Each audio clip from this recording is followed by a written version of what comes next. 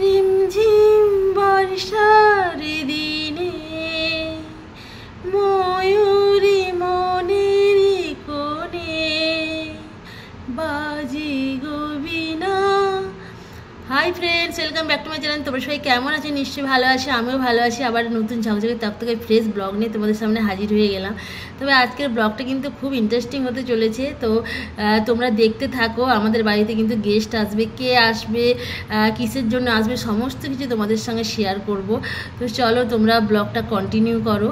তো দেখো আজকে সকালবেলায় মানে যখন কেউ আসবে না বাড়িতে, আমি তার আগের দিন থেকে আমার আর ঘুম আর হয় না, জানো তো। ভাবি কখন গুছাবো, কখন রান্না করব, এরকম একটা চিন্তাভাবনা হতে থাকে, মানে কেমন একটা হতে থাকে আমার। তো যাই হোক, আমি ভোর 4টা থেকে তার আগের দিন কিছু কাটাকাটি করে রেখেছিলাম, তারপরে ভোর 4টা থেকে উঠে পড়েছি। সমস্ত কিছু ভোর 4টা থেকে উঠে আমি সমস্ত কিছু গুছিয়ে নিয়েছি। আর অর্ণব মানে এত তাড়াতাড়ি উঠেছি বলে হয়তো বকবে, তার জন্য আমি আস্তে আস্তে কাজ করি, মানে আস্তে আস্তে, মানে যাতে কোনো আওয়াজ না হয় এভাবে কাজ করেছি। তো সমস্ত কিছু গুছিয়ে নিয়েছি। এমনিতেই আমার সমস্ত কিছু গোছানো থাকে, কিন্তু দেখো প্রত্যেক দিন আমার সব ফার্নিচার মুছতেই হয়, কারণ কোথায় না কোথায় যেন মনে হয় কোনো ধুলো কোথায় যেন আছে। তো আমি প্রত্যেক দিন সব ফার্নিচার পরিষ্কার করি। তো সেই মতো ভোরবেলায় উঠে সমস্ত কিছু একদম পরিষ্কার করে নিয়েছি। পরিষ্কার করার পরে তারপরে তো অর্ণব উঠলো। অর্ণব তারপরে একটুখানি বাজারে গেল, একটুখানি মিষ্টি ফিষ্টি আনতে। আর আমি সমস্ত কিছু গুছিয়ে নিয়েছি। তারপরে অর্ণব অফিসে যাবে, মেয়ে স্কুলে যাবে, ওদের টিফিন, ওদের রান্না সমস্ত কিছু কমপ্লিট করতে হবে। তার জন্য আমি ভাবলাম যে আগে গুছিয়ে নিই, তারপরে আমি ওদের রান্নাটা করে তারপরে আবার মানে ওদের রান্না করব। তো এবারে অর্ণব তো এত তেল মশলা ঝাল এগুলো এখন অ্যাভয়েড করে চলছে, তাই ওর একটু আলাদা রান্না করব। তো তারপরে আমি রান্নাঘরের দিকে চলে গেলাম। তারপরে মেয়ের ব্রেকফাস্টটা তৈরি করলাম, কারণ ও নিয়ে যাবে, তারপরে ও খেয়ে যাবে মেয়ে। তার অর্ণবও খেয়ে যাবে, নিয়ে যাবে। তো মেয়ে যে ঘুমিয়েছে তখন ভিডিও করেছি, মানে ভোরে ভিডিও করেছি, তখন মেয়ে ঘুমাচ্ছে। ও অর্ণব হচ্ছে গেছে হচ্ছে বাজারে। তারপরে ভাবলাম যে কি করব। আর দেখো যখন কোনো আত্মীয় বাড়িতে আসে না, তখন না কেমন একটা আনন্দ হয়, আর যখন চলে যায় তখন তো মনটা খুবই খারাপ হয়ে যায়। আর সব থেকে বড় কথা কি জানো তো, যে এই যে মানে আসবে, কে আসবে তোমাদের বলছি। আমার ছোটো বোনের হাজব্যান্ড আসবে, আর ওর মামার ছেলে আসবে, মানে আমার বোনের মামা শ্বশুরের ছেলে আসবে। তো অনেক দিন ওরা, মানে আজ 6 বছর বিয়ে হয়েছে, একবারই এসেছিলো। আর এই ঘরটা আমার দেখে, তখন আলাদা ঘরে ছিলাম, তো এখন সেই রুমটা দেখেছিল, সেই ফ্ল্যাটটা। তো এই ফ্ল্যাটটা দেখেনি।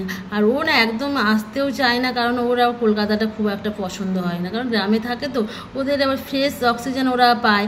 আর এইখানে আসলে ওদের মনে হয় কীরকম একটা আমার হচ্ছে, যেন আমার যেন দম আটকে যাচ্ছে, এরকম মনে হয়।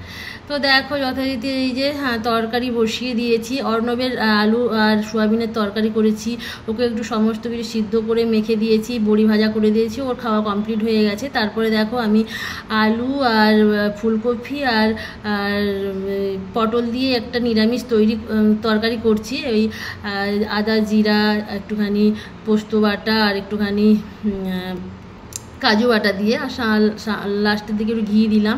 তো একটুখানি নিরামিষ এই তরকারিটা করছি, কারণ রিচ তো অনেক কিছুই হবে। ইলিশ মাছ করব, তারপরে চিকেন হবে, তারপরে ইলিশ মাছের টক হবে, ডাল হবে, অনেক কিছু রান্না করেছি। ডাল করেছি ইলিশ মাছের। ওরা একটু গ্রামের তো, ওরা একটুখানি টক আমরা গ্রামের লোক বেশি পছন্দ করি, তার জন্য ওদের জন্য একটুখানি ইলিশ মাছের টক করেছি ওল দিয়ে। আর তারপরে হচ্ছে সর্ষে ইলিশ করেছি, চিকেন করেছি, 3-4 রকমের ভাজা করেছি, ডাল করেছি, সোয়াবিন আলুর তরকারি করেছি। তো ওরা তো ফুলকপি আলু পটলের তরকারি করেছি, অনেক রান্না করেছি, কিন্তু ওরা সোয়াবিন আলুর তরকারিটা লাস্ট পর্যন্ত খেলোই না। তারপরে দেখো চিকেন বসিয়ে দিয়েছি। চিকেন বসানোর পর, চিকেনটা হওয়ার পরে মেয়েকে আনতে যাওয়ার টাইম হয়ে গেল। তো আমি ওই চিকেনটা নামিয়েই আমি চলে গেলাম একদম মেয়েকে আনতে।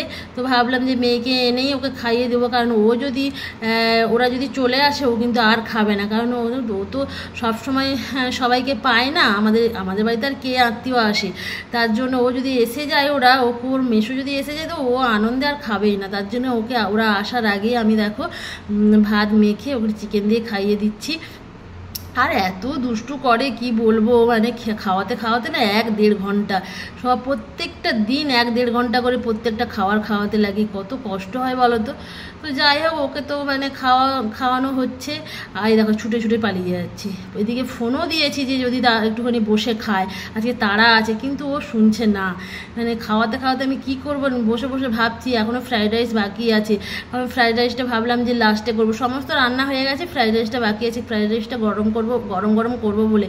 আর তারপরে হচ্ছে আমার বোন আর আমাদের ছোট বোন, মেজো বোনের বাড়ি হচ্ছে আমার বাবার বাড়ির কাছে, আর ছোট বোন এসেছে মেজো বোনের বাড়ি, আর ওর মানে ওর হাজব্যান্ড এখানে আসবে বলে, একসঙ্গে ওরা যাবে বলে ও ওখানে থেকে গেছে, এ চলে আসছে আমাদের বাড়ি।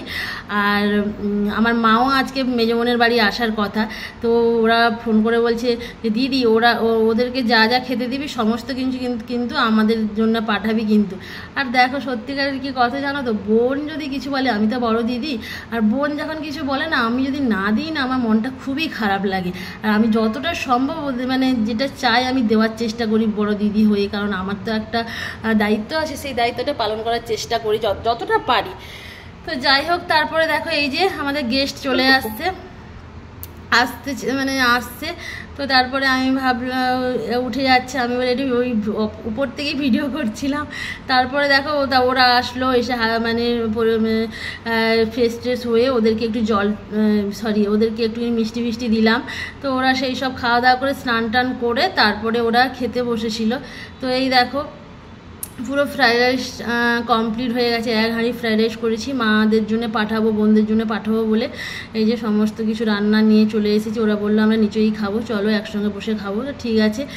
আর ওরা এসেছিল মানে খুব মানে দরকারেই এসেছিল, দরকারটা হচ্ছে অনেক দিন থেকে বলছি যে কম্পিউটারটা নিয়ে যাওয়ার জন্য, ওর ছেলের জন্য।